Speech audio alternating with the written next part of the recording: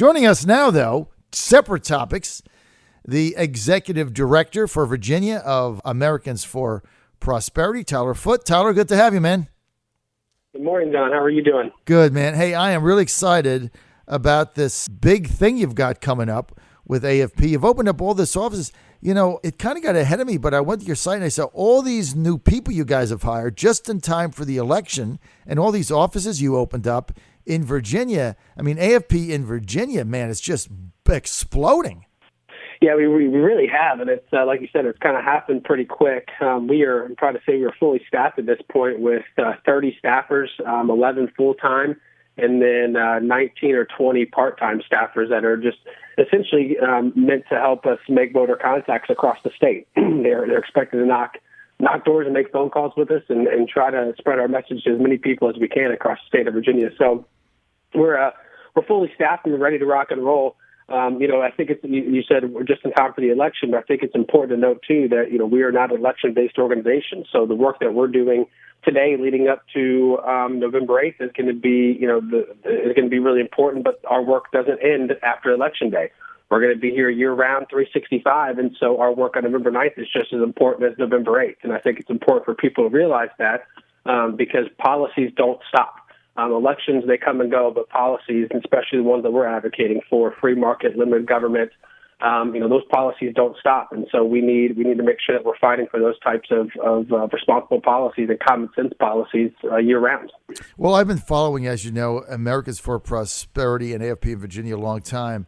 I've never seen you guys fully staffed up, and it sounds like you got some really good people. You're in some good areas to continue the outreach that you've been able to do.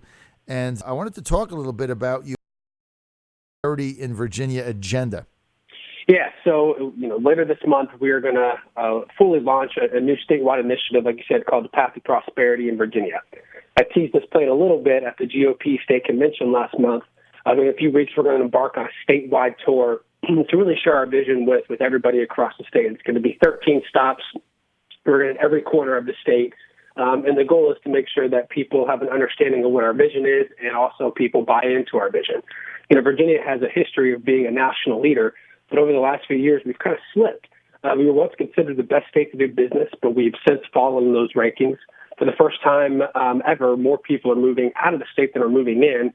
And the economy is so dependent on the federal government. We just have a spending problem that must stop. We can't keep on this current path. So the Path to Prosperity in Virginia plan is a set of basic principles and policies that we think will get Virginia back on track. But more importantly, kind of the whole messaging theme of our vision, it'll benefit every Virginian from Nova to Abington. This simply isn't a set of policies to help fix our government. The ultimate goal truly is to benefit everyday Virginians because we think those are obviously the backbone of Virginia. Mm-hmm. So, like I said, kind of a set of basic principles. We think a more prosperous Virginia allows you to keep more of your hard-earned money. Right. When we're looking at things like tax reform and more accountable government with responsible spending measures.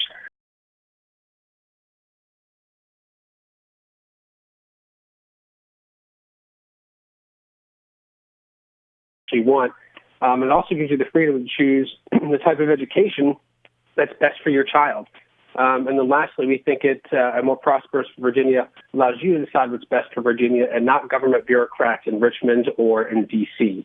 And if we can get those basic principles right and implement policies like tax reform, school choice, responsible spending measures, energy freedom, those types of things will really make Virginia a national leader again and benefit every Virginian across the state in their pocketbooks, but also just their overall quality of freedom and life in the state.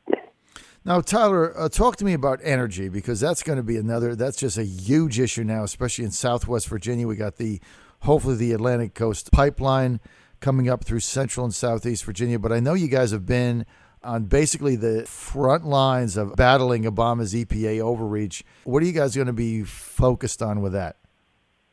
Well, I mean, everybody knows the EPA is just out of control these days. They're putting new regulations on every single day that strangle our energy resources. In Virginia, coal is obviously a major factor in the state, both from an energy source, but also from a job creation perspective.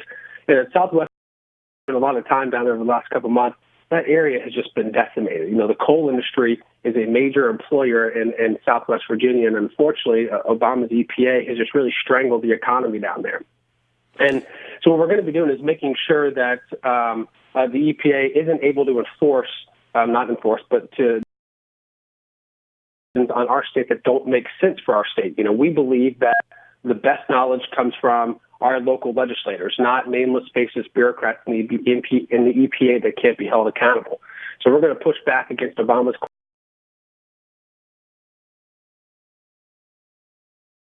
Clean Power Plan, and so we have to make sure to hold him accountable and make sure that he doesn't side with the EPA. So we're going to keep pushing back against that and make sure that the people that really make the decisions on the type of energy policies that are best are elected officials that we elect here in the state.